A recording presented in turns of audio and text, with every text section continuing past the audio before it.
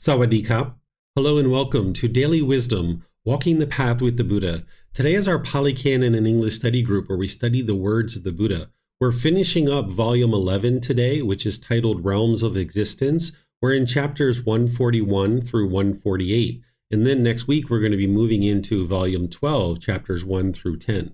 So today we've got 8 chapters to learn and investigate, and you're welcome to ask any and all questions that you like, whether you're on Facebook, YouTube, or Zoom. You can ask questions as we go in our study group, or those of you guys in Zoom, you can electronically raise your hand and ask any questions that you like.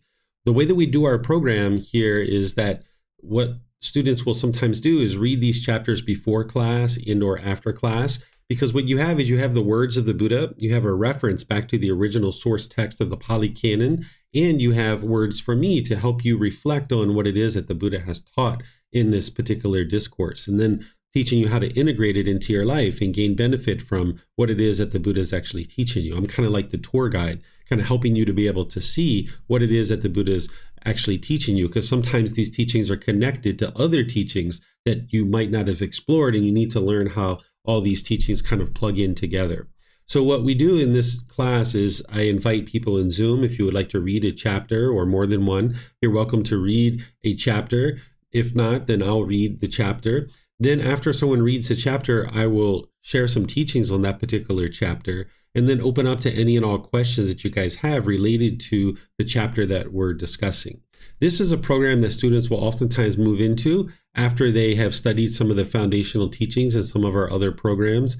But even if this is your first time, welcome. I'd like to welcome all of you. You're welcome to learn here. You don't have to have read these chapters before class in order to benefit from the class itself, but it certainly helps because, as I mentioned, you have the words of the Buddha, you have the reference back to the original Pali Canon, and then you have words from me to be able to help you to understand further and how to reflect on that and be able to gain more insight and wisdom out of what it is that the Buddha is sharing with you. So I'll just go forward, and if anyone in Zoom would like to volunteer, you're welcome to volunteer. Otherwise, I'll just go ahead and read. This chapter 141, is titled Remember Me, Brahmin, as Awake, or a Buddha. So this is a Brahmin asking the Buddha questions. Could you be a heavenly being, sir? I will not be a heavenly being, Brahmin. Could you be a Ganaba, sir? I will not be a Ganaba, Brahmin. Could you be a Yaka, sir? I will not be a Yaka, Brahmin. Could you be a human being, sir? I will not be a human being, Brahmin. What then could you be, sir? Brahmin. I have abandoned those taints, fetters, because of which I might have become a heavenly being. I have cut them off at the root, made them like palm stumps, obliterated them, so that they are no longer subject to future arising. I have abandoned those taints or fetters, because of which I might have become a Ganaba, might have become a Yaka, might have become a human being. I have cut them off at the root, made them like a palm stump, obliterated them so that they are no longer subject to future arising. Just as a blue, red, white lotus flower, though born in the water and grown up in the water, rises above the water and stands unsoiled by the water, even so, though born in the world and grown up in the world, I have overcome the world and reside unsoiled by the world. Remember me, Brahmin, as awake, a Buddha.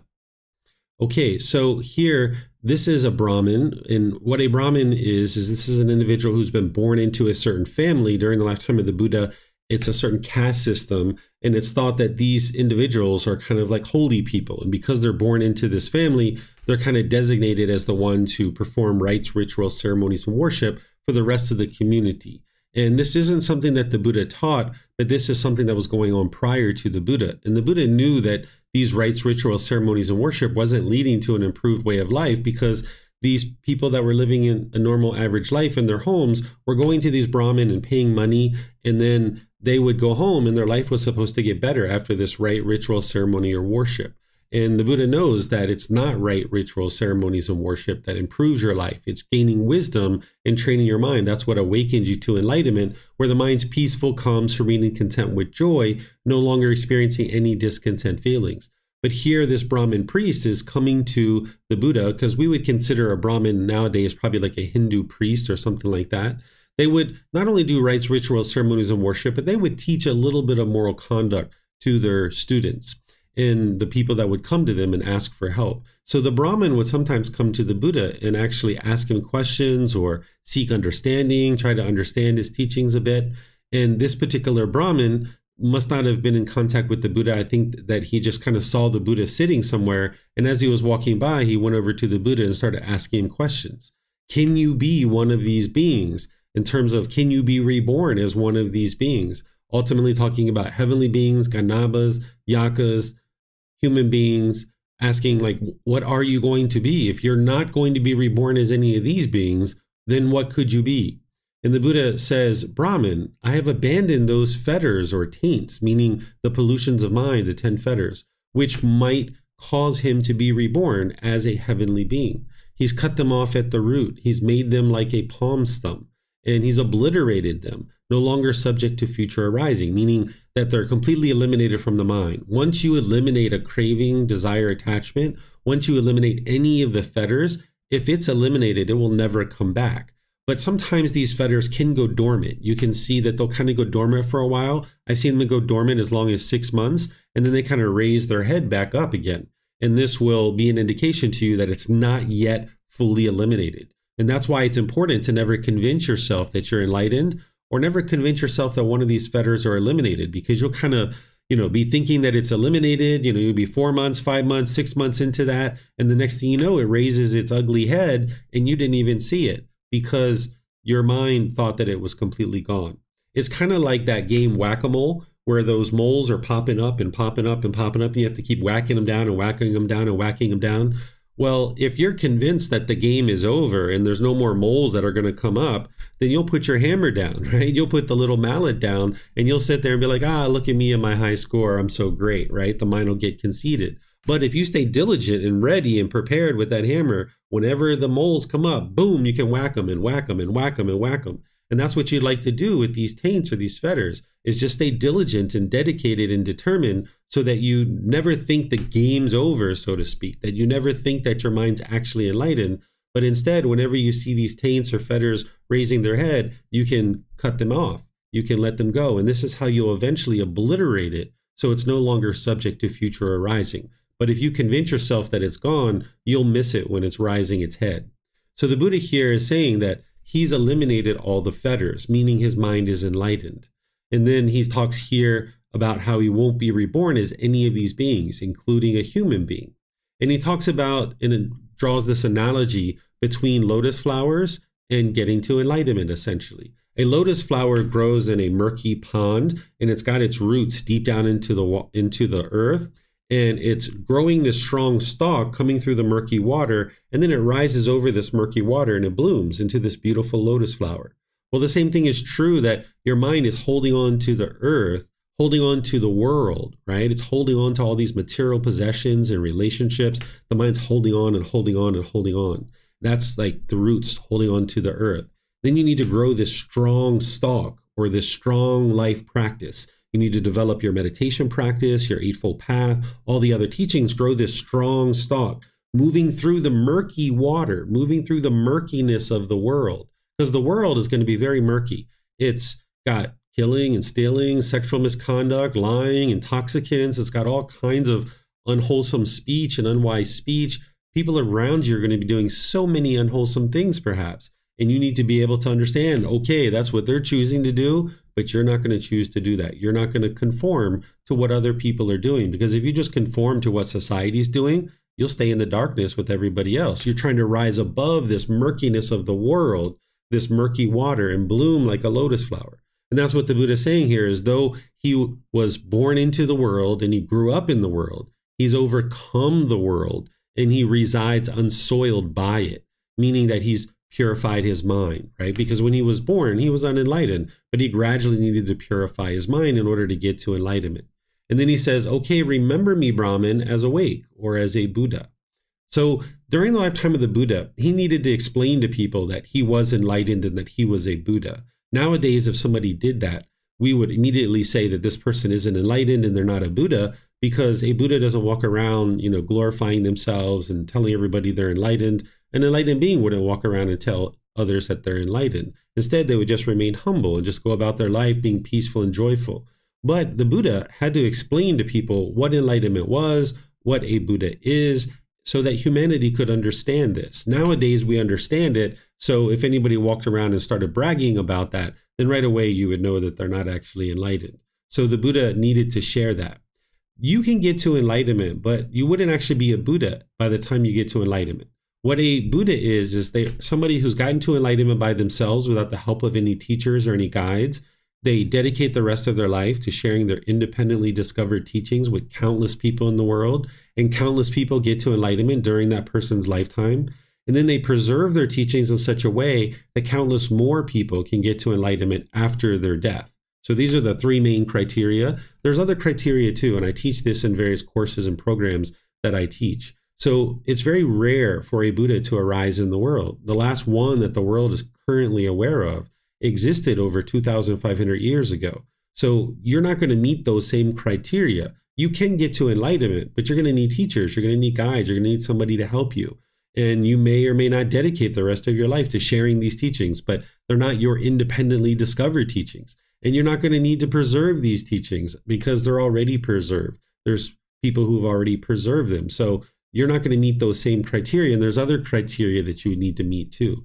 But getting to enlightenment is enough. Trust me, if you get to enlightenment, you'll be completely and fully satisfied. There's nothing that's going to disturb your mind. You're not going to hold out hope for this designation of being a Buddha, right? You're not going to need that. Your mind's already peaceful and joyful.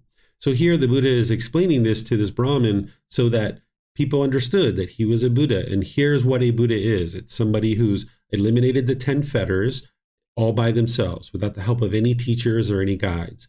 They also dedicate the rest of their life to sharing their independently discovered teachings with countless people in the world. Then they preserve their teachings so that countless other people after their death can get to enlightenment. So let me know what questions you guys have on this chapter. You can put that into Facebook, YouTube, or Zoom. Or in Zoom, you can raise your hand electronically and ask any questions that you like.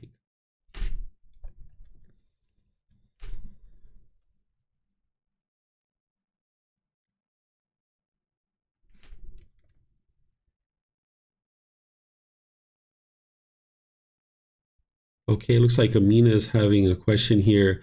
Good day. When fetters come back as a surprise to us after many months, the mind can become briefly disappointed. What is the best way to confront this? To eliminate any craving to be perfect today. That's what's going on. When you feel that disappointment is the problem, right? That's the discontentedness. The cause of that problem is the craving, desire, attachment. The mind's most likely craving to be perfect today, instead of realizing, hey, this is a journey. So when you notice these fetter arising, it's like, all right, well, thought that was gone, but it's not, right? So don't ever convince yourself that it is gone. But if you have done that and it arises and you're getting discontent, this is because you're craving and you're clinging, right? Thinking that, okay, this fetter is gone. Don't cling to that, because then the impermanence is going to pop up and show you like, aha, you're craving, you're clinging, you're getting this discontentedness. Sometimes laugh at yourself, right? If you're getting angry because you're angry, right? This is typical of someone's craving to attain enlightenment, or they're craving to be perfect. When they see that their mind's still getting angry, it's like, I'm so angry because I'm angry, right? Sometimes just laugh at yourself and make a joke out of it. Like, look how silly this mind is, that it's attached to so many different things. And don't take yourself so seriously, right? So eliminate any craving, desire, attachment to being perfect today. Eliminate any craving, desire, attachment to attain enlightenment. Realize that it's a gradual process, that you are a work in progress, that you're not perfect, right? And you're not going to be perfect. Essentially, we call a Buddha perfectly enlightened, but I consider anybody who's gotten to enlightenment, if their mind's purified, at this point, their mind's functioning optimally. And I would maybe consider that perfect, but we really preserve that perfectly enlightened one for the Buddha. We wouldn't say an enlightened being is perfectly enlightened, but an individual who has purified their mind, they're functioning in a perfect way. Okay, here's some more from, here's one from Mayuli. I have been content for a while where the mind was calm, But for the last couple of weeks, I have been caught up with busy life. I have been complacent with meditation. Because of that, I'm noticing the mind to be uncalm, and I even raised my voice and got upset in a conversation. Yeah, this is showing you that your mind's not yet enlightened and there's more work to do. So what you do is you go back towards what you were doing before, because you've gone past the middle, right? Your mind's kind of swinging back and forth to a certain degree, where you got into this really deep practice. You've noticed that peacefulness and that calmness, and the mind kind of slacks off a little bit. You got to get right back into it and realize that, okay, there's a middle way here, that you got to forge that middle way and bring the mind a bit more to the middle. That if you go away from these practices, that's what's going to allow these fetters to rise back up. It's just like that whack-a-mole. You got to hold your mallet and wait for them to pop up, and boom, boom, boom, boom, boom. But if you can be proactive and you can like lay a board across the game of whack-a-mole, then they never can pop up, right? And that's what you're doing. You're trying to protect your mind so that they can never pop up ever again, right? And then you're trying to, whack them off, whack their heads off so that they don't ever pop up, right? Not real moles, but this game, right? This little arcade game. So when you get complacent, your mind's going to show you like, hey, the pollution is still there. So now get back into it. But, wherever you were before, maybe that was too much for you. Maybe you realized that you weren't able to maintain a certain lifestyle and you weren't able to do the work that you needed to do. So maybe you need to find from where you are now to where you were before. Maybe there's a middle there that you're missing and that you're not quite seeing. Maybe you were meditating too much before, and maybe now you're not meditating enough. So you got to find somewhere there in the middle where the mind can be peaceful and joyful. And then all these other teachings that you know about practicing as well from the Eightfold Path. Great questions, guys. All right, so I'm going to move to the next one. I don't see any more questions. The next chapter is chapter 142. This one is titled The 8 Kinds of Assemblies. Ananda, these 8 kinds of assemblies, what are they?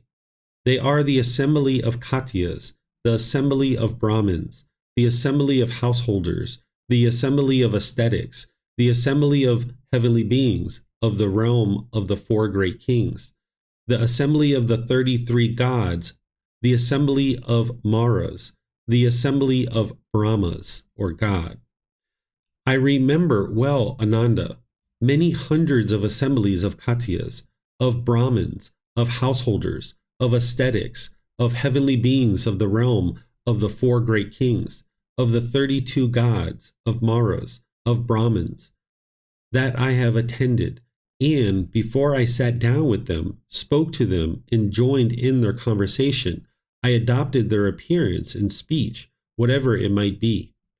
And I instructed, inspired, fired, and delighted them with a discourse on the teachings.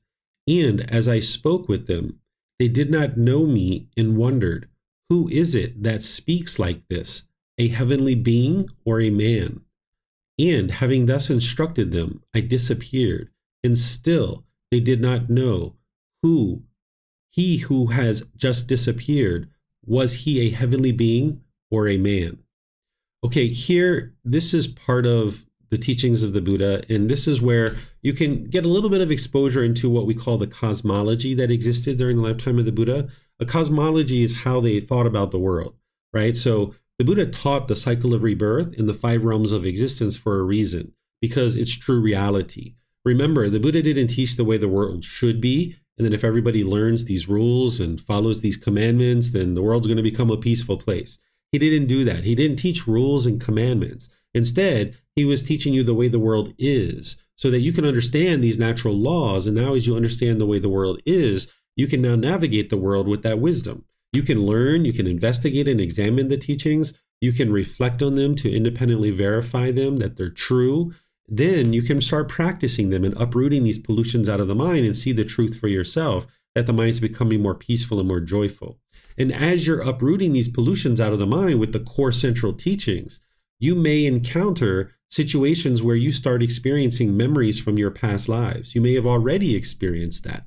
And if you didn't understand the cycle of rebirth and you've been previous beings in the past and you started experiencing these memories from the past, this could really shake you up. So it's important to know the way the world is. Another thing that can happen as you're starting to remove the pollution out of your mind is you might notice communication with beings from any of these realms, like the hell realm, the afflicted spirit realm, which is ghost, or the heavenly realm. These beings can communicate with you. They're in the same time and space as you. Oftentimes we think of these realms as being really far distant places, but just like there's a human being here sitting in this chair, if I got up and left, there could be an ant that came and sat here. There could be a dog, a cat, or anything else that comes and sits here. We're all in the same time and space. And same thing for these beings that are in the hell realm, the afflicted spirit realm, and the heavenly realm. They're right here amongst us. And you might end up being able to communicate with them, and they being able to communicate with you. You can start hearing their voices, perhaps in your mind, in your head. And then the third thing is that some people can actually see these beings. They're formless beings. They don't have physical form, but some people can see hell beings, afflicted spirits, or heavenly beings. And again, if you didn't understand the cycle of rebirth and the 5 realms of existence, you'd be really shaken up in these situations. So the Buddha taught the cycle of rebirth in the 5 realms because it's true, and it's the true reality that you can actually independently verify. If you don't know how to do that, you just need to understand the wisdom of how to do that. And usually after someone's been learning for a year and a half, 2 years or so, that might be a wise time to start approaching the cycle of rebirth and starting to understand it. And you're always welcome to reach out and ask for help of learning how to independently verify it. But I've actually recently put this into volume 11, chapter 105. I've uploaded this onto our website. So if you haven't downloaded this book in a while, you might decide to download it. If you go to volume 11, chapter 105, you'll see in the context that I wrote and the reflections that I wrote, how to actually confirm the cycle of rebirth. And this will give you the wisdom of how to do that. But when you first start out on the path to enlightenment, I encourage people to put aside the cycle of rebirth, because right now the goal when you're first starting on the cycle of, or when you're first starting on the path to enlightenment, is to get your arms around the core central teachings so that you can start training your mind and get awake to these natural laws and remove this pollution and see the real benefits. Because what's happened in the past is in the past, and what's happened in the future is in the future. Right now, you're a human being, your mind is discontent, and you need to experience enlightenment in order to escape all that discontentedness and escape the cycle of rebirth. Well, if you put the cycle of rebirth in front of you learning all the core central teachings, now you've got this big thing to deal with and look at without having penetrated into the Four Noble Truths, the Eightfold Path, the 5 precepts, meditation training, and all these other things. So I encourage you to focus on those things first, and then when you get to it, then you might decide to confirm the cycle of rebirth. And that's why I put it in volume 11, chapter 105, because by that point, someone's probably been studying with me for about 2 years by the time they get to that point in the book series that I've shared. Out of the 13 volumes, it's in volume 11, chapter 105. So the Buddha taught the cycle of rebirth in the 5 realms of existence for a reason. But you don't have to understand all the cosmology that existed during the lifetime of the Buddha, because the Buddha takes the heavenly realm and he segments it into different categories. And he does the same thing with the hell realm. And all these different subcategories, you don't need to understand them. And that's part of what the Buddha is talking about here, but not as much detail as he does in other discourses. Instead, today we kind of think of hell generally as hell and heaven generally as heaven. And of course, there's different species in the animal realm. There's different types of human beings in terms of our ethnicity and our culture, but nonetheless, we're all human beings. And then there's kind of like afflicted spirits or ghosts. So we just kind of generally look at these things rather than the subcategories and subcategories that the Buddha taught. So here, what he's talking about is he's talking about going to teach these 8 kinds of communities, this collection of beings. Here, this first one, he's talking about this assembly of Katiyas. What a Katiya is during the lifetime of the Buddha is this population of people who was known to be practicing the teachings very closely. And that this was even before they had learned from the Buddha. It was a big population of people that were very prosperous and very successful. And the Buddha oftentimes would mention them as a community of people who are practicing the teachings. Because remember, these are the natural laws of existence. People can remember these, people can learn these natural laws of existence in different ways, right? The Buddha was fully awake to them. But even like my grandmother, when I was growing up, she would say things like, if you don't have anything good to say, don't say anything at all. Maybe your grandmother said the same thing, or maybe somebody else in your family. If you don't have anything good to say, don't say anything at all. This is a great way to think about right speech. Of course, there's a lot more details of right speech that you need in order to get to enlightenment. But, you can kind of learn these kind of things along the way because different people's mind is tapped into these natural laws in different times and different abilities and have cultivated them in their mind to a certain degree. So this assembly of Khattiyas were practicing these natural laws fairly successful before the Buddha actually even came along. Not that there was one person that understood them, but they kind of had a general understanding of the teachings, and they were very prosperous in their community. And the Buddha would comment about this because they would come together in harmony. They would speak together very politely and respectfully. They would leave in harmony. You can see this in some of his teachings. And he would say, like, okay, if you guys would like to model your conduct in a way that would be wise and beneficial for your life, is practice based on what the Khattiyas are doing. And nowadays, I might say that the Thai people are the same way, right? Like the Thai people are practicing these teachings very closely, particularly here in Chiang Mai. And I might say, yeah, if you would like to learn how to train your mind and how to have loving relationships and how to create a really wonderful society in the world, look at what the people in Chiang Mai are doing, right? They're very loving, very kind, very peaceful, very joyful. When you go out on the street, they're not judging you and looking down on you. You don't hear a bunch of horn honking and hollering and bickering and fighting. People are very peaceful and they just take care of you and they treat you like family members, right? So this is what the Khattiyas are, people who were practicing very well, and the Buddha considered them to be very prosperous in terms of their ability to practice and get along and being harmonious with each other. Then there's this assembly of Brahmin. These are those Hindu priests. These are an assembly that the Buddha would teach. There's an assembly of householders. This is practitioners who are learning his teachings that are in the household life. There's the assembly of ascetics, which today we might refer to as ordained practitioners. These are individuals who've given up worldly life and have entered into a life of homelessness, trying to get to enlightenment as part of their journey. You can get to enlightenment as a householder, and there's also this lifestyle as an ascetic, if somebody would like to be able to progress forward in that way. So he would talk to ascetics, of course. Then he said here that he's talking to this assembly of heavenly beings of the realm of the 4 great kings. And then this assembly of the 33 gods. And then there's this assembly of Maras. What a Mara is Mara is a being that is interested in causing calamity in the world. Mara is interested in seeing lots of unwholesome things happening in the world. Mara can't actually control you and make you do anything, but Mara can try to influence you. And beings operating on Mara's behalf as well. Some people might refer to this being as the devil or Satan or something like this. This is a real being. It's a formless being, but again, it doesn't control you. You don't need to be afraid of this being. The more wisdom you have, the less influence that Mara has over you. But there is this being and beings operating on Mara's behalf, attempting to tempt you into unwholesome things and making unwise decisions, because it would be very good for them because they're interested in causing all this calamity in the world. Then there's this assembly of Brahmins. During the lifetime of the Buddha, they would refer to Brahmas as God. So just like a person who's practicing the Muslim teachings might refer to God as Allah, well, in the Christian teachings, they're referring to the same God. They're just using the word God instead of Allah. And then during the lifetime of the Buddha, they refer to God as Brahma. So here the Buddha is saying, okay, he's taught these 8 assemblies, right? And then he's saying, okay, he taught them, and they asked them this question, are you a heavenly being or you are a man? And basically saying, okay, he left after having instructed them without essentially answering their question.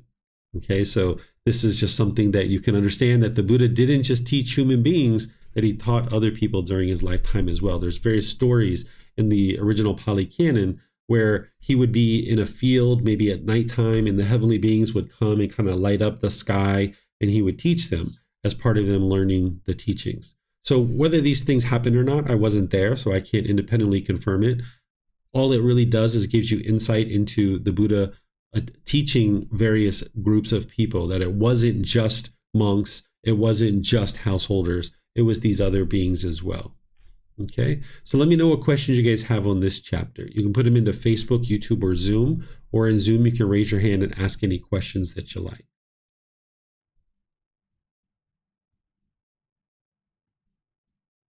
Okay, I'm not seeing any questions anywhere. So we'll move on to the next chapter. This is chapter 143.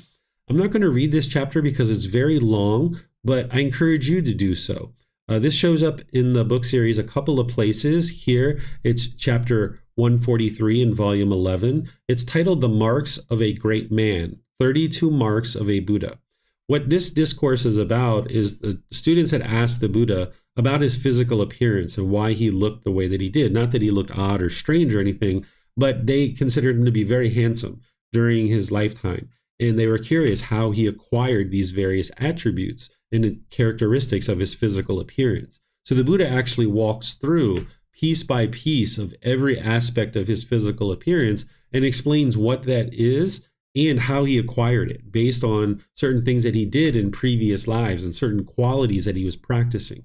And where this helps you is that it helps you to see the wholesome qualities that you would actually like to practice, because he talks about these various things that he did in the past that led to this improved physical appearance. And not that you're looking to have a certain different physical appearance, that's not the goal, but you can glean insight into these wholesome qualities by reading this. So you might decide to read this and then learn from it so that you can see what leads to certain things. And again, not that you're aspiring to look a certain way, but it does help you to extrapolate, certain wholesome qualities and wise things that you would be able to practice in order to experience improved aspects of life. So you can see here, it's very long. So you can read that at your own pace and at your own time. And then you can read what I've written as well. And then let me know what questions you guys have. And then on chapter 141, or actually, let me pause here. If there's anybody who's read this chapter before class, if you have questions on it, let me know what those are before I move on to the next chapter.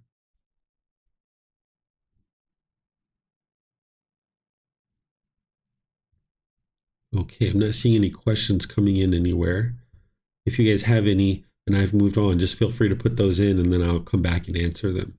So this is chapter 144. This one is titled Benefits for One's Confidence in the Tathagata.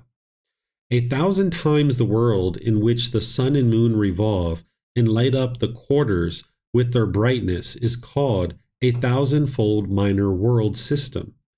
In that 1,000-fold world system, there are 1,000 moons, 1,000 suns, 1,000 sonora king of mountains, 1,000 Jambudgapas, 1,000 whatever this other word is, and 1,000 of these other things and all these things that I can't pronounce. There's all these different things that he's describing. Essentially what he's describing is a universe. He's describing a particular universe. He's talking about heavenly beings, that exciting creation, 1,000 heavenly beings who control what is created by others, and 1,000 Brahma worlds. So he's talking about these different universes.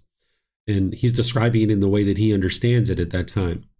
A world that is 1,000 times 1,000-fold minor world system is called 1,000 to the second power middling world system. A world that is 1,000 times 1,000 to the second power middling world system is called 1,000 to the third power great world system. Ananda, the Tathagata, can convey his voice as far as he wants in 1,000 to the third power great world system. But in what way, Venerable Sir, can the Tathagata convey his voice as far as he wants in 1,000 to the third power great world system? Here, Ananda, the Tathagata fills with his radiance 1,000 to the third power great world system. When those beings perceive that light, then the Tathagata projects his voice and makes them hear its sound. It is in such a way, Ananda, that the Tathagata can convey his voice as far as he wants in 1,000 to the third power great world system. When this was said, the Venerable Ananda said to the perfectly enlightened one, "It is my good fortune. I am very fortunate that my teacher is so powerful and mighty." When this was said, the Venerable Udaya said to the Venerable Ananda, "What is it to you, friend Ananda, that your teacher is so powerful and mighty?" When this was said, the perfectly enlightened one said to the Venerable Udaya, Do not say so, Udaya. Do not say so, Udaya. Udaya, if Ananda were to die without being free of craving, then because of his confidence, he would exercise heavenly kingship among the heavenly beings 7 times in great kingship in this Jambudvipa, which is one of the great continents, 7 times. However, in this very life, Ananda will attain final nibbana, or final enlightenment. So here, what is being described is the Buddha saying, hey, my teachings and what I'm sharing can be spread throughout all the universes, right? Because the teachings that the Buddha shares, these are the natural laws of existence. They're just as applicable here as they are anywhere else in the world and beyond, right? In the multiple universes. And the Buddha is saying, hey, that his teachings can be conveyed, far and wide, right? And then eventually Ananda, which is one of his closest students, who was attached to the Buddha, actually, was like, hey, wow, I'm so fortunate that my teacher is so mighty and powerful that these teachings can be spread all throughout the world. And this other student's like, hey, well, what is it to you? Because that sounds like a little bit of conceit, right? That maybe this person's so conceited about their teacher, this other student's like, hey, what is it to you that your teacher is so mighty and powerful? And then the Buddha steps in and says, hey, well, Ananda has a lot of confidence. That's what he's basically saying, is he has a lot of confidence in me as a teacher. And if he were to die without being free of craving, meaning if he were to die unenlightened, then because of his confidence, he would be reborn into this heavenly realm 7 times, right? And that's not the ultimate goal of the teachings of the Buddha, but he's saying, okay, this is what would have occurred due to his confidence. But then what the Buddha says is, that Ananda is actually going to attain enlightenment in this life, in his last life. And this is actually what occurred.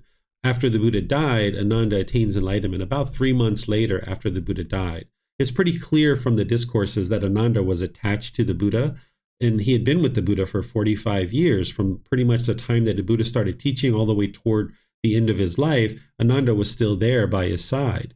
And when the Buddha was announcing about 3 months before his death that he was going to die, Ananda was begging and pleading with him not to die. And this is an indication that his mind was attached to the Buddha because he didn't understand impermanence. And of course, the Buddha needs to die. So Ananda, after having had the Buddha die, about 3 months later, he eliminated his attachment, and that's when he actually attains enlightenment. Sometimes certain attachments, particularly to like your parents or grandparents, you can't really eliminate them. It's very difficult until they actually die. And when you die, this will help you to sever the attachment. As long as they're alive, sometimes it's very challenging for an individual to eliminate their attachment. It doesn't mean you shouldn't work on it. There's definitely things that you can do to eliminate your attachment to somebody while they're alive, right? Whether your mother, your father, or other people are alive, you're going to need to learn how to eliminate attachment to people who are alive, because you're not interested in being the last person alive and everybody else in the world's dead, and then you attain enlightenment. That would be unwise. You're going to need to learn how to eliminate attachment to the people who are currently alive. But just share with you that there's some people in your life that you might notice that you have difficulties eliminating your attachment to until they actually die. But there are certain activity and certain tools and techniques that you can employ that'll help you eliminate those attachments before someone actually dies. And I teach an entire class on this. It's called How to Eliminate Attachment to Those Who Are Closest to You.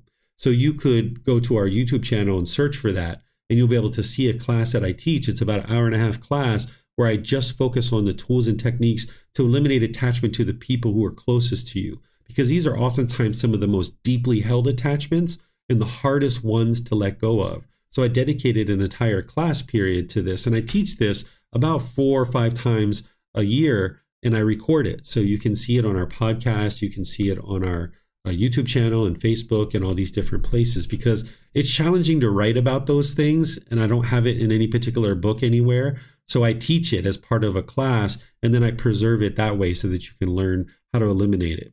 So Ananda ultimately eliminates his attachment to the Buddha after he dies. And Ananda is actually credited with helping to have preserved the teachings of the Buddha in the way that he did. Because if it wasn't for Ananda, we wouldn't actually potentially even know these teachings. Of course, it was the Buddha who was sharing the teachings and taught them how to recite the teachings so that they could commit them to memory. But Ananda was credited with having the most clear and crisp memory of what the Buddha actually said, word for word for word for word. By the time you get to enlightenment, you will not forget the wisdom that it took you to be able to get to enlightenment. You will have learned it. You would have reflected on it. You would be practicing it. You would be embodying that wisdom. You would be practicing it day in and day out with ease by the time you get to enlightenment. So by the time you get to enlightenment, you'll never forget the wisdom that it took you to get to enlightenment. But in terms of enlightened beings, Ananda was with the Buddha so closely, and his memory was so crisp and clear that he was able to recount a lot of what the Buddha was teaching word for word for word for word. So because Ananda was so clear, he was invited to this Buddhist council. About 3 months after the death of the Buddha, 500 of the enlightened beings got together. There was countless enlightened beings that existed by the time the Buddha died, but 500 of them got together, and they were planning to document the teachings and figure out how to ensure that these teachings continue now that the Buddha had died. So Ananda was the one who was really credited with having documented these teachings, but it was these other enlightened beings helping as well. So this is why many of the discourses that you see will reference Ananda, because Ananda is the one who was credited and kind of put a lot of effort and energy into preserving the teachings through written form. The technology to write things down, it existed in China during the lifetime of the Buddha, but it didn't exist in the region of the world where the Buddha was. So that's why it was an oral tradition. The language that the Buddha spoke, it didn't even have a script at that time because there was no technology to write things down. So they hadn't even invented a script yet. So by the time the Buddha died, that technology to write things down had made its way to that part of the world, and they were starting to be able to write things down and capture it. And that's what they did shortly after the death of the Buddha. So let me know what questions you guys have on this chapter before we move off to the next one. Again, you can put that into Facebook, YouTube, or Zoom. Or in Zoom, you can raise your hand and ask any questions that you like. Okay, I'm not seeing any questions anywhere. So we'll move to the next chapter, which is chapter 145. This one is titled Recipient and the Fruit of Such Gift. Here, Ananda, by giving a gift to an animal, the offering may be predicted to repay 100-fold. By giving a gift to by giving a gift to an unwholesome ordinary person, the offering may be predicted to repay 1,000-fold.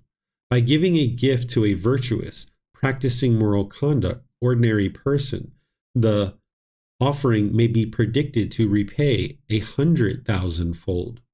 By giving a gift to one outside the community who is free from craving for sensual pleasures, the offering may be predicted to repay 100,000 times 100-fold. By giving a gift to one who has entered upon the way to the realization of the fruit of stream entry, the offering may be predicted to repay incalculably, immeasurably.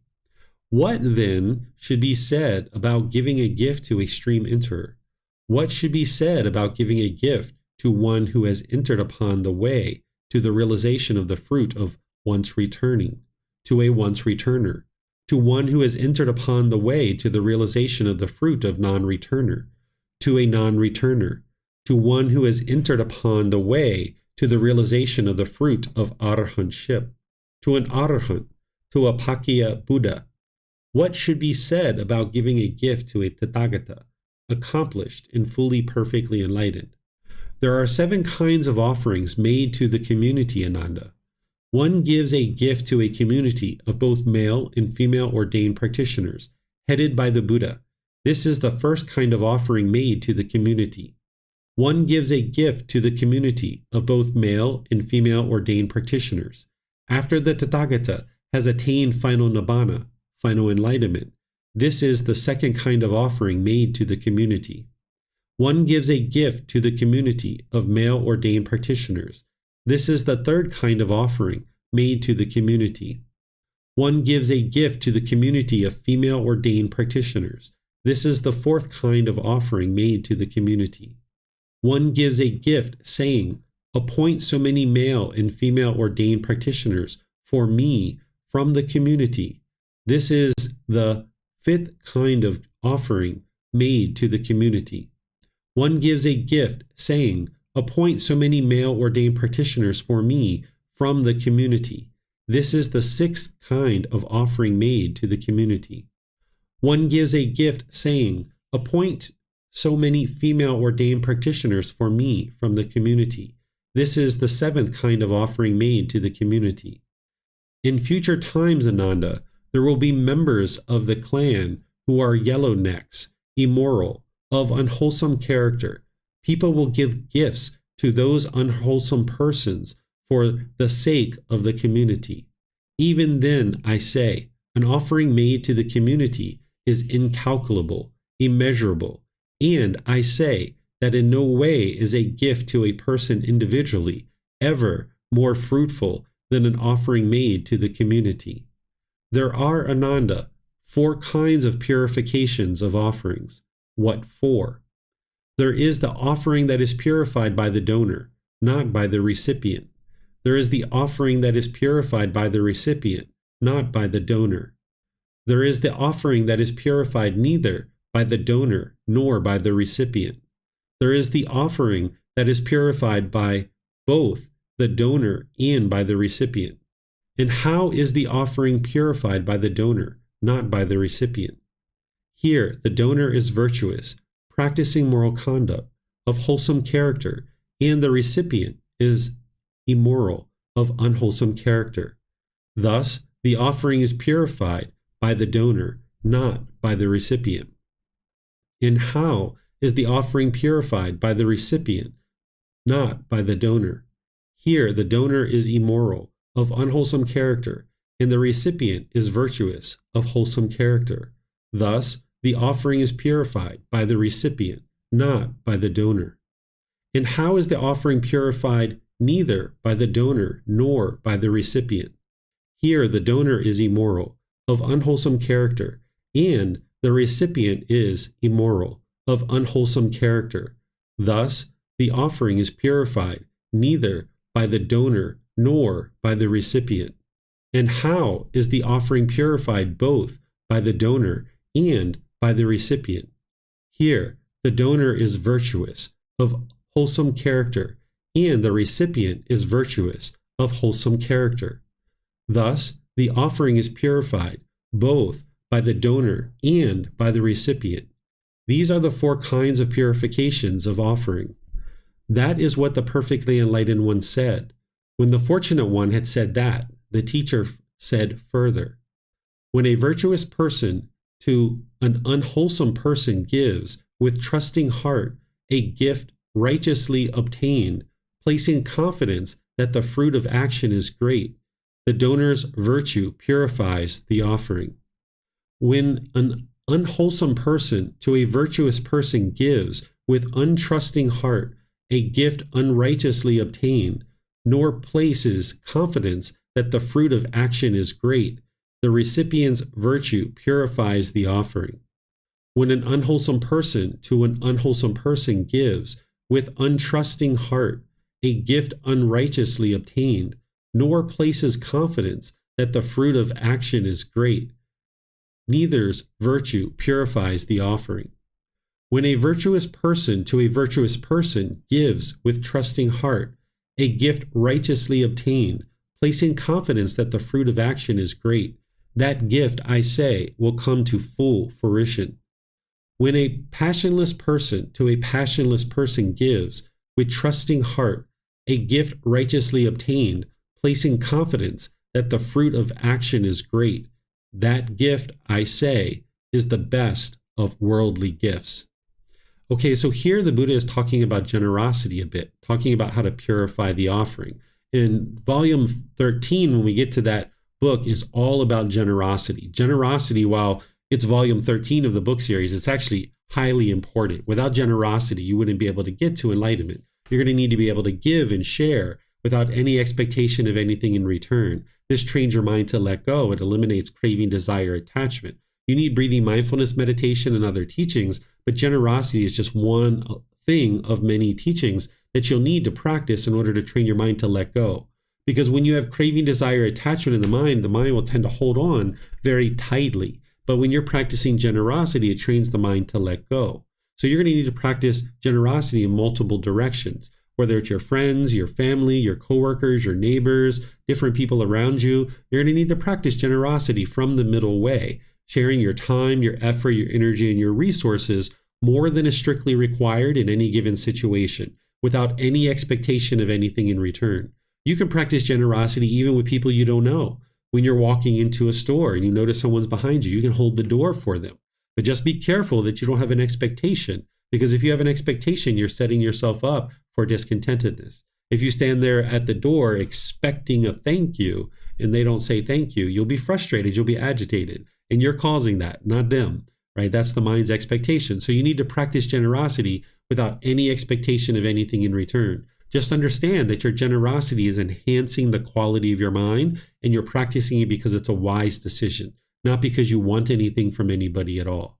And the Buddha teaches you to make offerings to individuals that would be helpful and beneficial, that would bring full benefit to this offering, to this gift. And he goes through this particular list of things where first he's saying, okay, if you make an offering to an animal, it will repay 100-fold. There's some benefit there, right? Because you're still practicing generosity.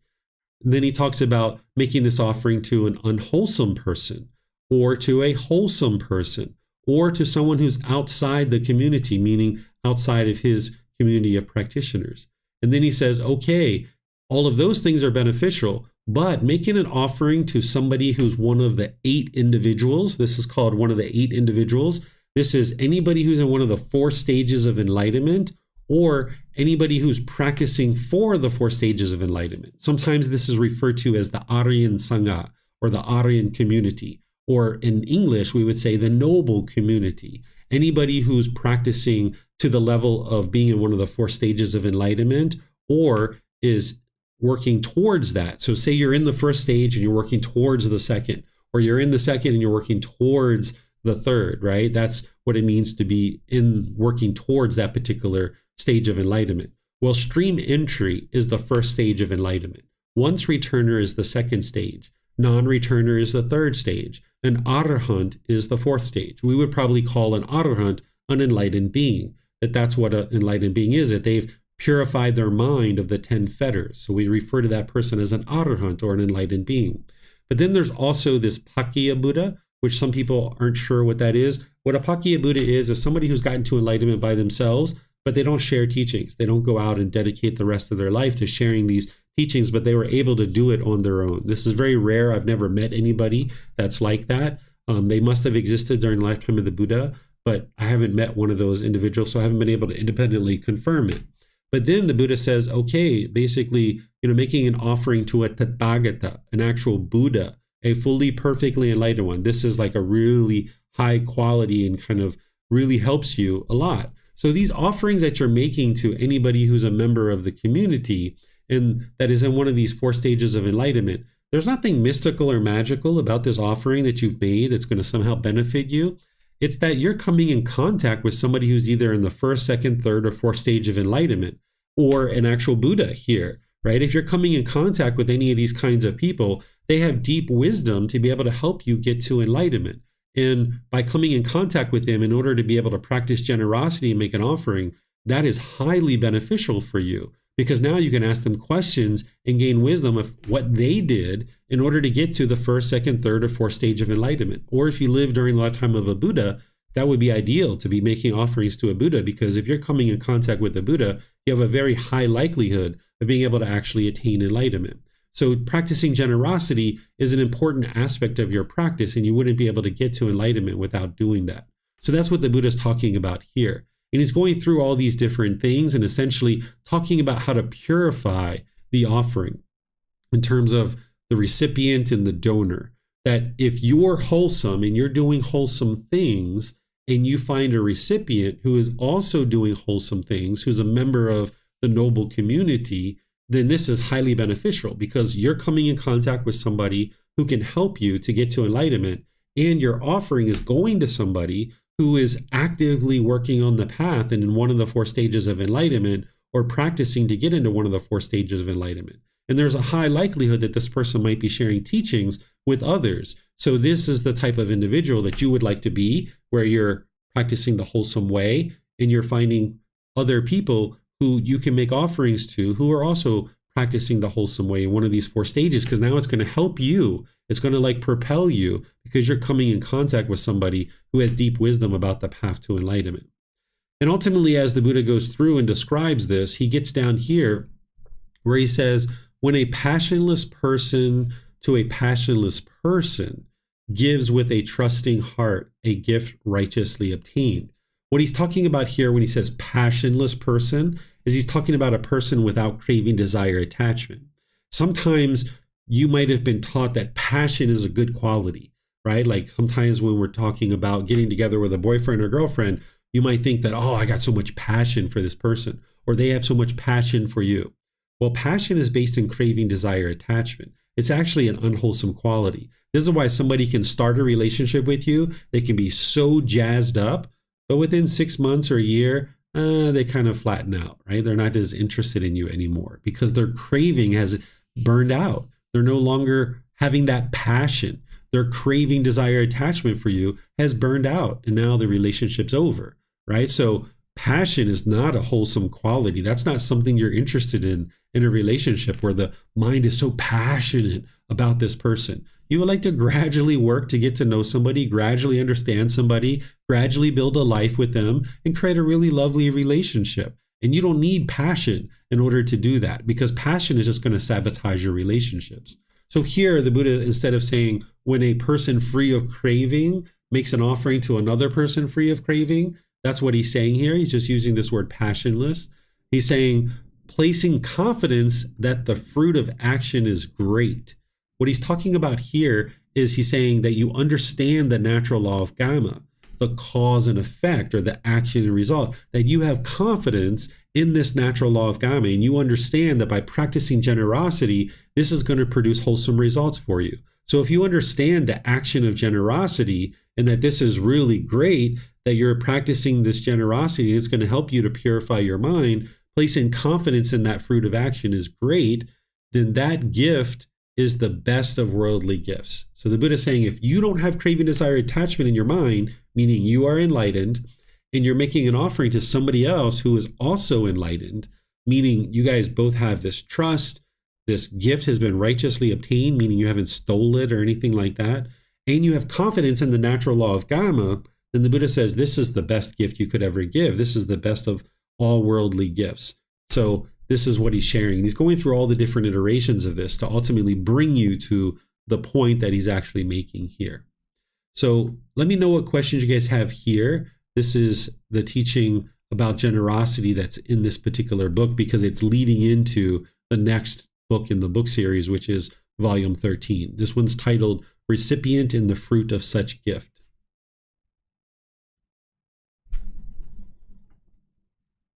Okay, it looks like Amina has a question here. Yesterday, a woman on the bus admired some flowers I was holding, so I gave her one, and she thanked me, and we kept going about our day. Afterwards, I used right effort to not allow a feeling of excitement to arise. Is that wholesome giving and receiving?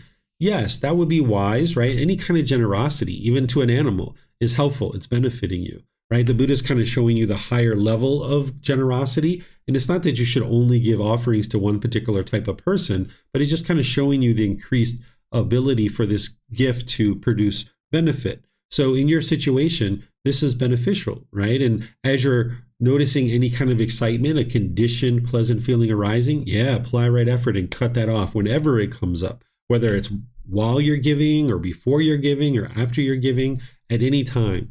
The Buddha teaches that before giving, your mind should be joyful. While you're giving, your mind should be calm and confident. And then after giving, your mind should still be joyful. And the reason why he teaches this is because sometimes you haven't really thought through a certain gift, maybe.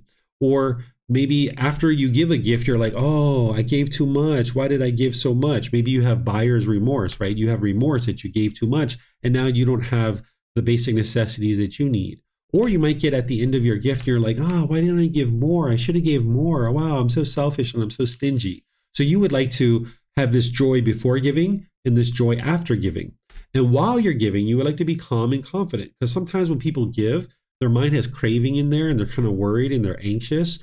and you would like to be calm and confident when you're giving your gift to anybody, including a teacher or an ordained practitioner or anybody like that. Or even like here on the bus, you would like to just be calm and confident when you're giving the gift. So what you're talking about, Amina, is wise, but the Buddha is just saying that giving a gift to a member of the community, someone who's in one of these 4 stages of enlightenment, is going to produce much more benefit because you're coming in contact with that person to be able to gain teachings and understanding. But from what I know about your life, you're practicing generosity in all these different ways. So it's not that you should only practice generosity with the noble community, but just understand that those gifts are going to bring much more benefit, because if you're supporting an individual who's sharing the teachings into the world, now the teachings can reach a wider and wider audience and the world can become a more harmonious place. Whereas if you were, say, just making an offering to an animal, okay, you're keeping that animal alive. It's producing benefit that you're eliminating craving, desire, attachment in your mind, but it's not helping other people get to enlightenment.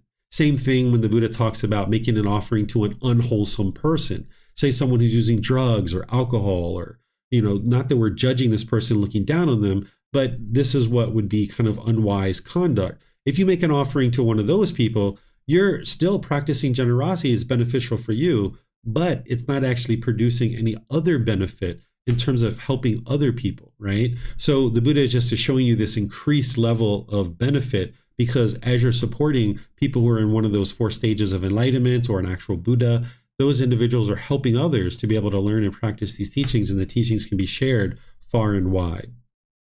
And then more and more people getting to enlightenment, the world would become a more peaceful and harmonious place to live. Okay, so I'm not seeing any other questions, so I'm going to move on to chapter 146. Here, this one is titled The Rare Appearance of 5 Treasures. I can't pronounce this student's name, so I'll just say, student, the appearance of 5 treasures is rare in the world. What 5? 1. The appearance of a Tathagata, an Arahant, a perfectly enlightened one, is rare in the world. 2. A person who can teach the teachings and discipline proclaimed by a Tathagata is rare in the world. 3. When the teachings and discipline proclaimed by a Tathagata has been taught, a person who can understand it is rare in the world. 4. When the teachings and discipline proclaimed by a Tathagata has been taught, a person who can understand it and practice it in accordance with the teachings is rare in the world. 5. A grateful and thankful person is rare in the world. Student, the appearance of these 5 treasures is rare in the world. So here the Buddha is explaining how rare it is for a Buddha to arise in the world. So if you ever hear somebody that says everybody is a Buddha, that's not what the Buddha said, right? The Buddha is saying it's extremely rare. The last one that the world's currently aware of existed over 2,500 years ago. And I shared with you at the beginning of the class the 3 criteria of what makes a Buddha is they get to enlightenment by themselves without the help of any teachers or any guides. They dedicate the rest of their life to sharing their independently discovered teachings, helping countless people get to enlightenment during their lifetime.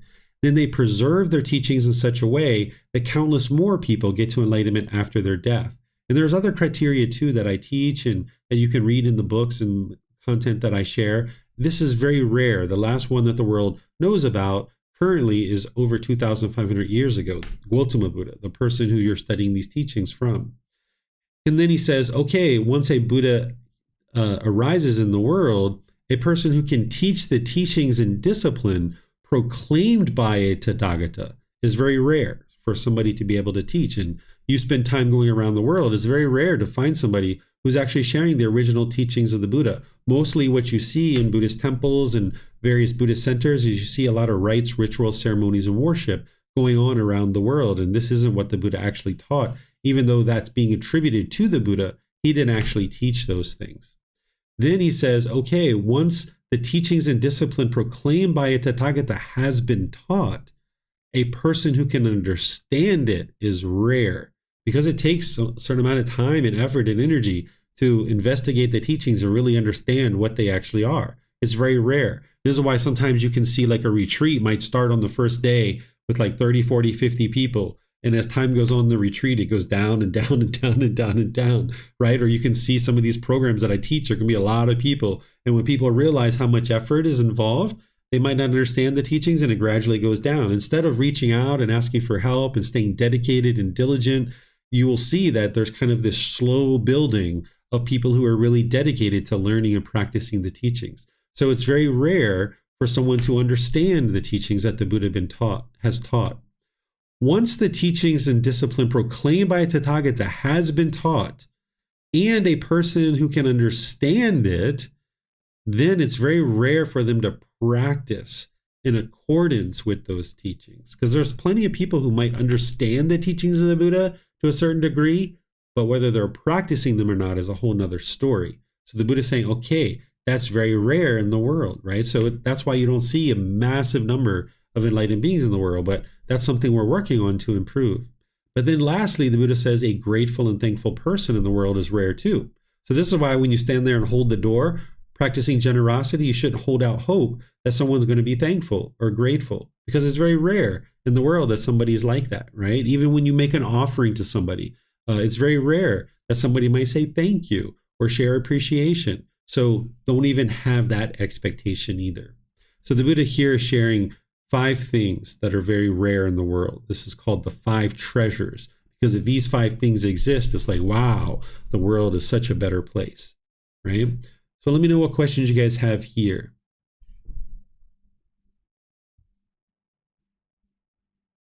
Okay, I'm not seeing any questions anywhere. Let me just check these other places. Okay, I'm not seeing any questions. So we'll move on to the next chapter.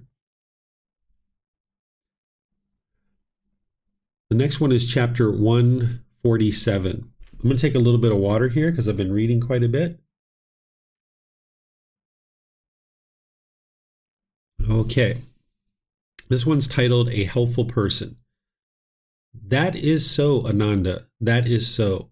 When one person, owing to another, has gone for refuge to the Buddha, the teachings, and the community, I say that it is not easy for the former to repay the latter by paying homage, respect to him, rising up for him, according him respectful salutation and polite services, and by providing robes, alms food, resting places, and medicinal supplies.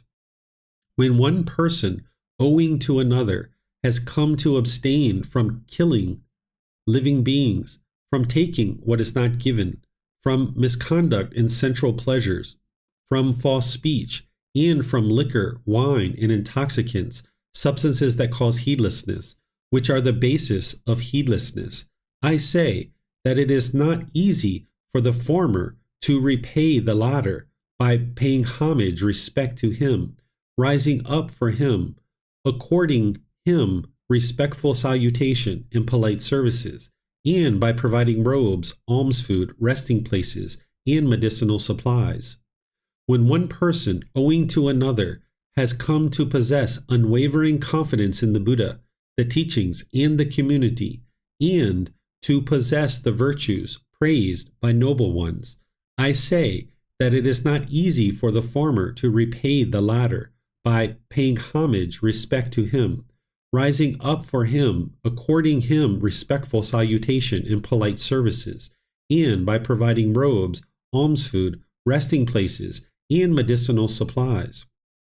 When one person, owing to another, has become free from doubt about discontentedness, about the cause of discontentedness, about the elimination of discontentedness, and about the way leading to the elimination of discontentedness, I say that it is not easy for the former to repay the latter by paying homage, respect to him, rising up for him, according him respectful salutation and polite services, and by providing robes, alms food, resting places, and medicinal supplies. So here, the Buddha is just sharing how to show respect and gratitude and appreciation for individuals, and he's kind of cascading this all the way up to the point where he's talking about someone who's understood the Four Noble Truths. He's saying, okay, this is the person that one should essentially pay respect to.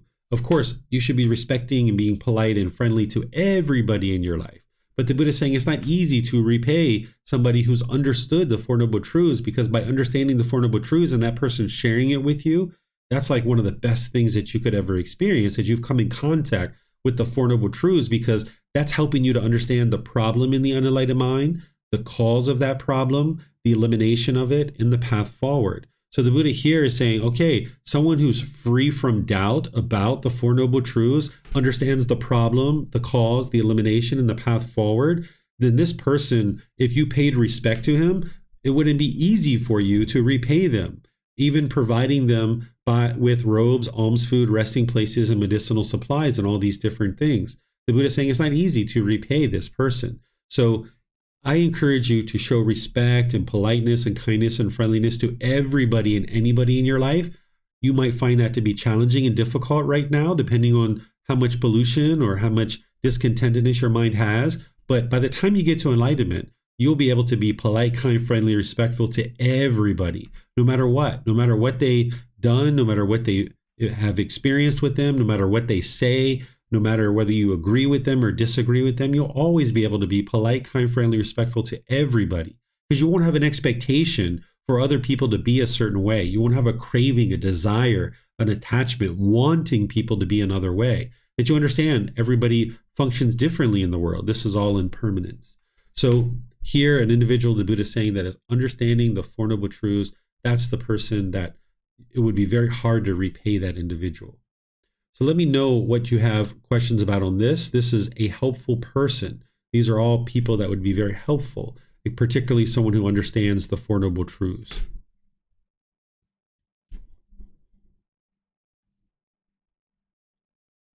Okay, I'm not seeing any questions here. So I'm going to move on to the very last chapter for today. Let me get through all the words that I share.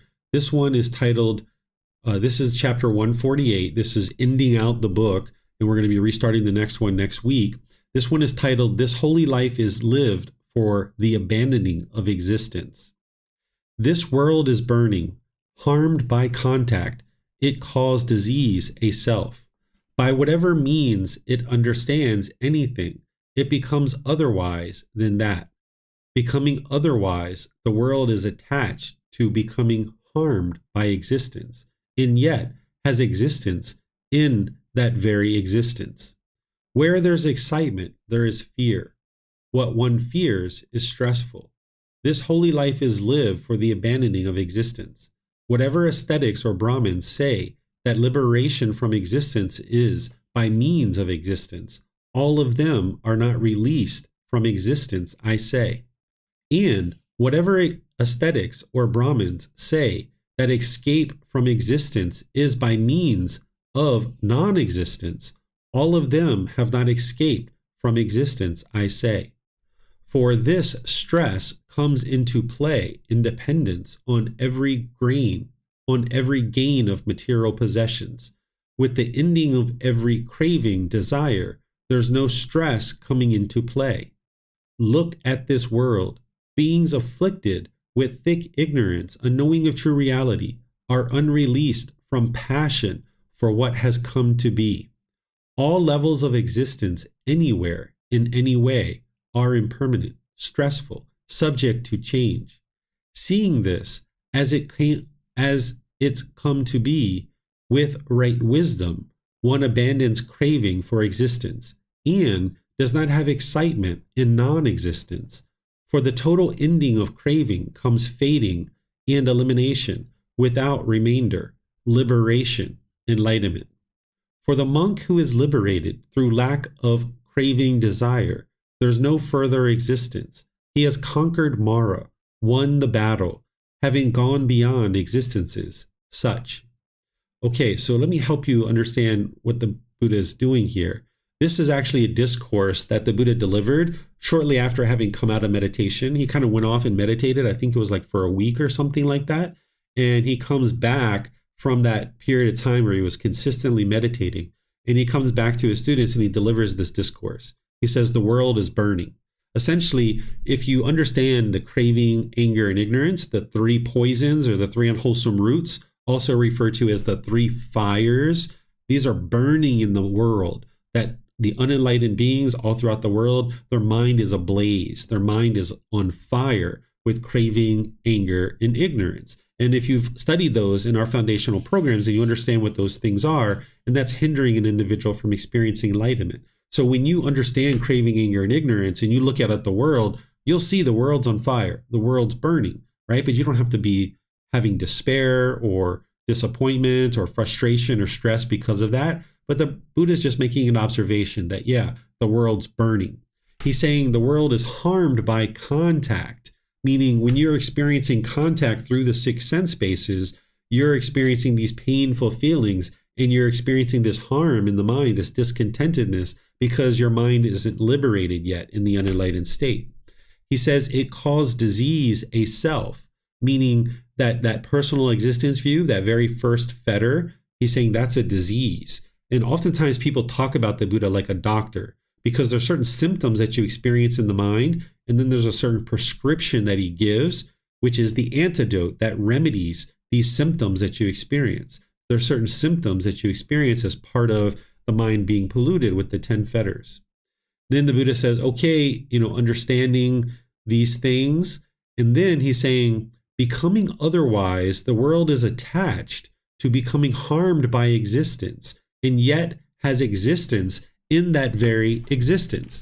What he's saying is that individuals don't really like being in the world, and they're feeling all miserable, and they're feeling this grief, but yet they still hold on to the world, and they still have this excitement in the world. They still want to be in the world. They're still attached to it, but yet they complain about how miserable the world is, right? This is just because the mind's unenlightened. Once you get to enlightenment, the world is wonderful, right? It's great living in the world with an enlightened mind, but in the unenlightened state, you can feel quite miserable and sorrowful. And that's what he's explaining. He's saying, yet people experience this harm by being in existence, but yet they're so excited to be in existence, right? And he's saying, if there's, where there's excitement, there's fear. Because if you're excited, say you're excited you got a brand new mobile phone, well, then you're going to be afraid that you're going to lose it, or someone's going to steal it, or it's going to break, right? Or say you're so excited because you got a bunch of money at work you've got to raise, or now you're going to be afraid that someone's going to steal it. Or say you're so excited you got a brand new house, now you're going to be afraid that someone might break in. Or you're so excited you got a brand new car, again, you're excited someone's going to, you're going to be fearful that someone's going to damage it, right? So where there's fear, now there's stress. These are things that you can independently verify, right? The Buddha is teaching you so you can independently verify this. That now you're afraid of your car getting scratched because you were so excited about this new car. You were afraid that someone's going to scratch it. And now you feel all this stress and you feel like you got to park really far away from the store so nobody scratches your car, right? This is where you can see what the mind's doing. The Buddha is speaking the truth here. This holy life is lived for the abandoning of existence. He's saying, okay, if you're on this path to enlightenment, the ultimate goal is to escape the cycle of rebirth. That's what he's sharing. Whatever ascetic or Brahmin say that liberation from existence is by means of existence, all of them are not released from existence. What he's saying is if there's any teachers that say that getting to enlightenment and getting liberation from this world and the cycle of rebirth is by means of coming back into the world again, and that's what you should do, he's saying those people aren't released from the cycle of rebirth. Sometimes people misunderstand this. They think that the Buddha taught to keep coming back into the world over and over again and helping other people get to enlightenment. This isn't actually true. And here you can see the words of the Buddha here and in other places where he's saying, hey, if you think that coming back into the world is a way to get liberated from the world, you're not actually experiencing enlightenment. You don't understand, and you're not released from the cycle of rebirth. Then he says, whatever ascetic or Brahmins say that escape from existence is by means of non-existence, all of them have not escaped from existence, I say. So sometimes what you hear people talk about related to the teachings of the Buddha, which isn't true, is they say if you get to enlightenment, then you no longer exist anymore after that. The Buddha never said that. And you can see that here, that the Buddha didn't teach existence, but he didn't also teach non-existence either. By the time you get to enlightenment, you're content and joyful in the present moment. He didn't teach to crave existence or crave non-existence either. So if anybody's teaching that by the time you get to enlightenment, you won't exist anymore. The Buddha is saying they haven't gotten to enlightenment themselves. They haven't escaped the cycle of rebirth. He says, for this stress comes into play in dependence on every gain of material possessions.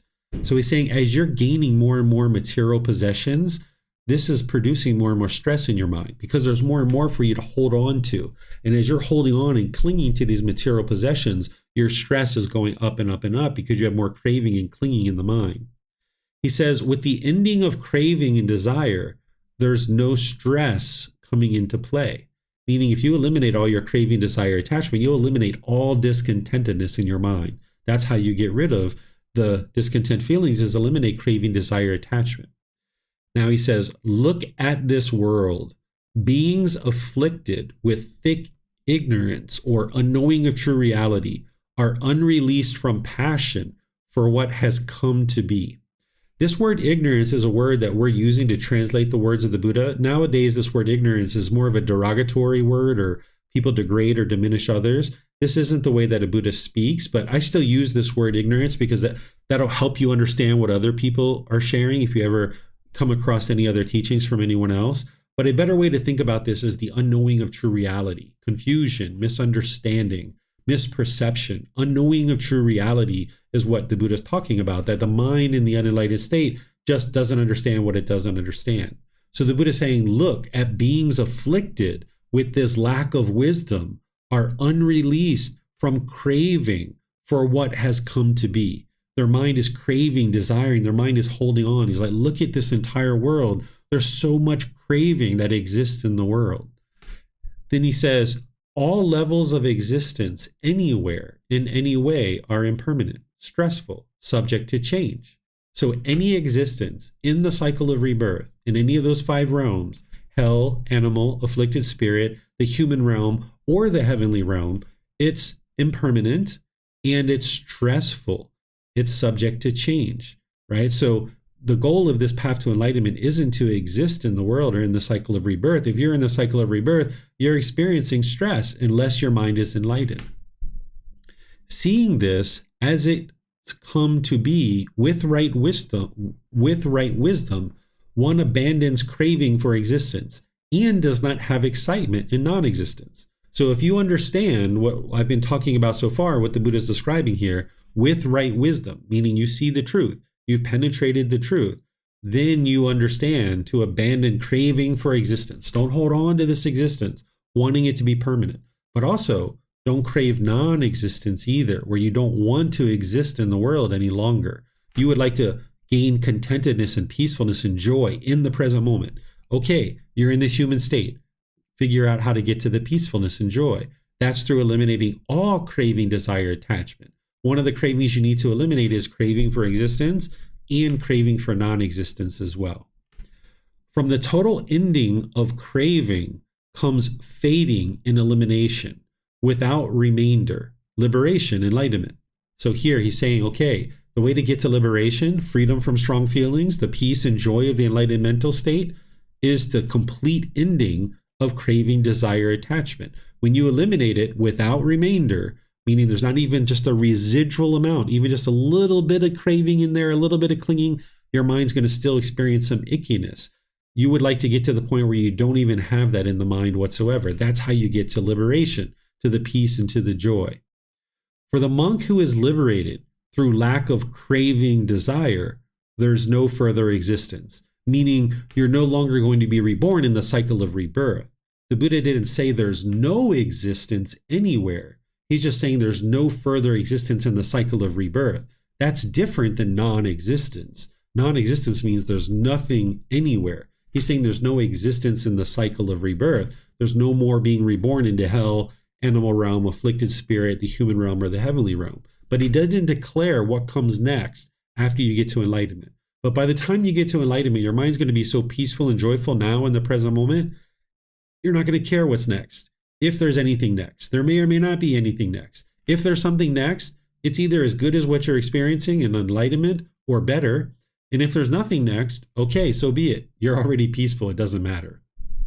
Then lastly, he says, he has conquered Mara, won the battle, having gone beyond existences. Such, when he says such, it's like, so be it, right? So that's the way it is, right? So having conquered Mara is that being that is interested in causing calamity and unwholesome things in the world. That you've won this battle inside your mind, and this battle with Mara and all this unwholesomeness in the world. You've won that. You've won the war, right? Having gone beyond all existences, meaning you're no longer going to be reborn in the cycle of rebirth. So this is the Buddha helping you to understand his teachings, having finished up a meditation for a week and coming out and now sharing this with his students. Let me know if you guys have questions on this. You can put it into Facebook, YouTube, or Zoom, or you can raise your hand in Zoom and ask any questions that you like.